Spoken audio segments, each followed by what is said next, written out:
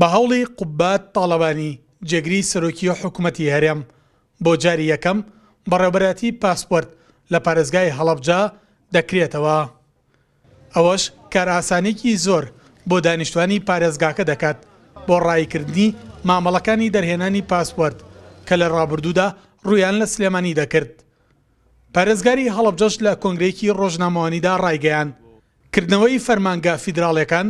لە چوارچێوەی هەوڵەکانی قوبات تاڵەبانی جێگری سەرۆکی حکوومەتی هەرێمە بۆ پێشخستنی پارێزگای هەڵەبجە. لە دوای نووسراوی ڕسمی پارێزگای هەڵەبجە بۆ بەڕێوەبەرایەتی جنسی عامی بەغا و لەوێشەوە هەمان نووسراو ئاڕاستی وەزارەتی ناوخۆی حکوومەتی عێراقی کرا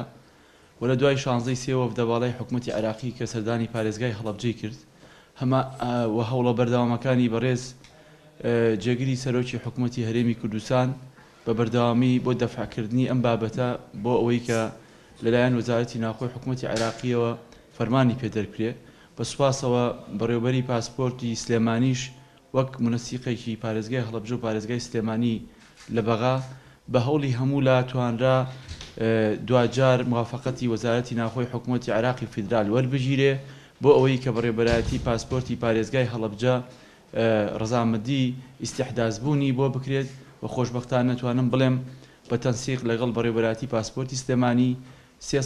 2 ساڵ لەمەوە پێش هەماهەنگیمان کرد بۆ ئەوەی کە ئەو ئەجیزەی کە پاسپۆرتی پێدەرەچێ بۆ پارێزگای هەڵەبجە دابین بکرێ و خۆشبەختانە لە دوای گفتوگۆکردن لەگەڵیان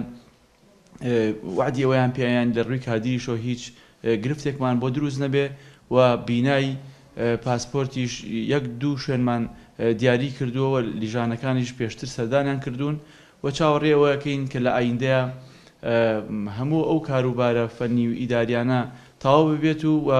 دانیشتوانی پارێزگای هەڵەبجە هەڵگری پاسپۆرتی خۆیان بن و چیتر سەردانی پارێزگای سلێمانی نەکەن و بتوان لە پارێزگاکی خۆیانە پاسپۆرت بەدەست بێنن. کردنەوەی بەڕێوەبەرایەتیە گشتیەکان و فەرمانگا فیدراڵەکان لە پارێزگای هەڵەبجە بووەتە جێگای خۆشحاڵی هاوڵاتیان و هیوادارن لەم کابینەی حکوومەتی هەرێمدا کاری زیاتر بۆ سنوورەکە بکرێت. ئێمە وەکو بنەماڵی شەیدان وەکو خەڵکی هەڵەبجە زۆر دەستخۆشی لە بەڕێز کە قوبات تاڵەبانی ئەکەین بەڕاستی کە کارێکی زۆر باشی کرد بۆ ئەوەی کە بەڕێوەبەرایەتی پەساپۆرتمانەوە لە هەڵەبجە بکرێتەوە لە پارێزگای هەڵەبجە بکرێتەوە. زۆر دەستخۆشی لێکەین ئومێدەوارین ماندوو نەناسانە بەڕاستی کە ئێساچی ئەو زۆر پشگیری لە هەڵەبجە لە ئاوەدانی لە هەموو بوارەکانە بە پارێزەرێکمان داوای لێ ئەەکەین هەموو ئەو بەڕێوەبەرایەتانی کە سەر بە عێراقی فیدراڵن هیمەتێکی زۆر باش کات بۆ کردنەوەی ئەوانژ وەک هاوڵاتیانی هەڵەبجە هاونیشتمانیانی هەڵەبجە ئەمڕۆ هەواڵێکی خۆشمان بیست بەوەی کە جەنابی کاقوبات جێگری سەرۆکی ئەنجومەنی وەزیران هەوڵێکی جددیاوە بۆ کردنەوەی بەڕێوەبەرایەتی پاسپۆرتی هەڵەبجە. ئەمە جێگای دەستخۆشیە